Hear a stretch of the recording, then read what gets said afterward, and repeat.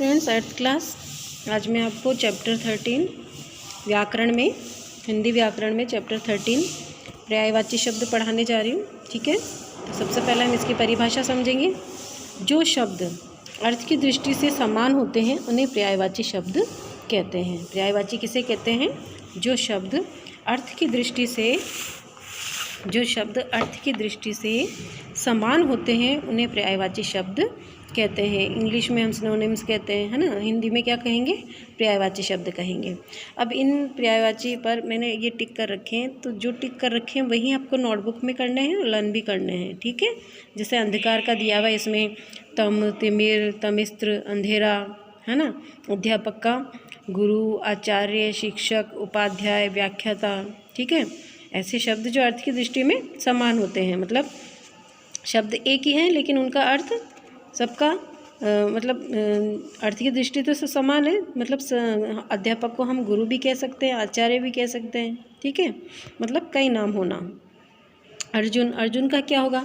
पार्थ, सव्यसाची, धनंजय, गुड़ाकेश। ठीक है, ये इनके पर्यायवाची है। इसके बाद आभूषण का अलंकार, गहना, आभरण, मंडन, भूषण, है ना। और उपवन का बाग, बगीचा, उद्यान, वाटिका, कानन। और कोयल का कोकिल, पिक, बसंत दूत, श्यामा। ठीक है ना, ये जैसे मैंने टिक कर रखे हैं, यही आपको नोटबुक में करने। ये टिक वाले जो पेंसिल से टिक हो रहे हैं ये आपको नोटबुक में करने हैं। ठीक है ना। अमृत, इसका क्या होगा? अमीय, पीयूष, सुधा, सोम। अरण्य मतलब जंगल। कानन जंगल, वन, विपिन, दाव। समझ में आए? कई बार ऐसे शब्द आ जाते हैं तो आपको समझ में नहीं आता है, तो इन पर्यायवाची शब्दों से ही हम क्या कर सकते हैं, इनको समझ सकते हैं भाई इस शब्द का मतलब क्या है। जैसे कई बार आपके बुक में चैप्टर के अंदर लिखा हुआ आ जाता है विपिन लिखा हुआ आ जाता है, तो आप समझते हैं न्यू विपिन का मतलब क्या होता है। तो विपिन मतलब जंगल, अरण्य का मतलब जंगल। समझ में आ गया? वन, जंगल जो भी है ये इनके पर्यायवाची शब्द है। अश्व मतलब घोड़ा, है ना। तो ये पर्यायवाची है। घोड़ा, घोटक, वाजी, तुरंग, है, कांतार, ये घोड़े के क्या है? पर्यायवाची। फिर आकाश, आम। ये देखो जितने भी मैंने टिक कर रखे हैं ये सब आपको नोटबुक में करने हैं। ठीक है, और याद भी करना है। ठीक है, ये हो गया। आगे चलिए। इसके बाद घोड़ा, ये नहीं दिया हुआ, मैंने टिक कर रखा। मेघ का, तो मेघ की पर्यायवाची क्या है? अम्बुद, जलद, जलधर, वारिद, नैरद, बादल, घन। ठीक है, तो हमें कम से कम 3 या 4 पर्यायवाची तो याद होने ही चाहिए सबके। जैसे रात है तो रात के हमने 4 पर्यायवाची कर लिए। रात्रि, निशा, रजनी, रैना, विभावरी, इनमें से 4 कोई से भी कर लो। ठीक है। फिर लक्ष्मी के इंद्रा, पद्मा, कमला, समुद्रजा, हरिप्रिया, चंचला। जो इजी है वो इनमें से 4 कोई से भी आपको लर्न करने हैं, नोटबुक में भी लिखने हैं। 3 या 4, कम से कम 4 लिख लीजिए ताकि आपको याद तो हो ही जाएगा। एक भूल भी गए तो 3 तो रह ही जाएंगे, है ना। तो 4 आपको लिखने और लर्न करने हैं। फिर सरस्वती का क्या है? वाणी, गिरा, शारदा, भारती, ब्राह्मी। ठीक है। इसके बाद सूर्य का है अर्क, दिनकर, दिनेश, दिवाकर, रवि, भानु। फिर सोना का पर्यायवाची क्या होगा?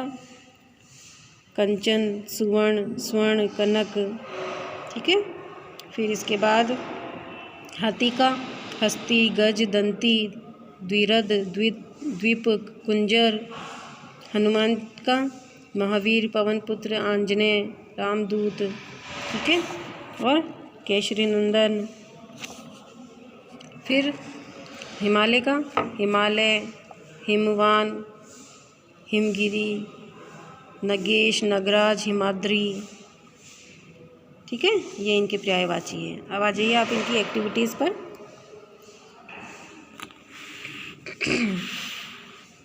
एक्टिविटीज़ देखिए, ये बहुविकल्पीय प्रश्न है। जो क्वेश्चन क्या है? निम्नलिखित में से सागर के सही पर्यायवाची शब्दों का समूह कौन सा होगा? सागर का जो सही पर्यायवाची है, जो समूह सही है उसी पे हमें टिक करना है। ठीक है, तो इनमें से कौन सा सही होगा? इनमें से द वाला सही है। वारिधि, जलधि और निरधि सागर के पर्यायवाची। ठीक है। फिर सेकंड क्वेश्चन है, निम्नलिखित में कौन सा शब्द खग का पर्यायवाची है? तो खग का पर्यायवाची कौन सा होगा? पक्षी। निम्नलिखित में से कौन सा हाथी का पर्यायवाची है? तो हाथी का पर्यायवाची है करी। और सूर्य का पर्यायवाची कौन सा होगा? अर्क।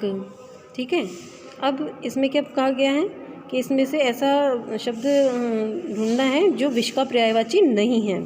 ठीक है ना, तो गरल, हलाल, ये हलाहल ये तो विष के ही हैं। अमीय ये नहीं है, ये अमृत का पर्यायवाची है, तो ये गलत हुआ ना, तो ये विष का पर्यायवाची नहीं है।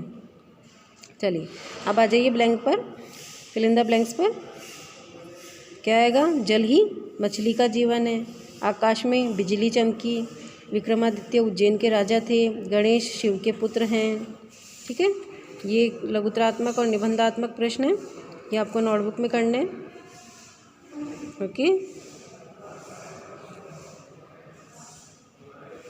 ये आज आपका वर्क है।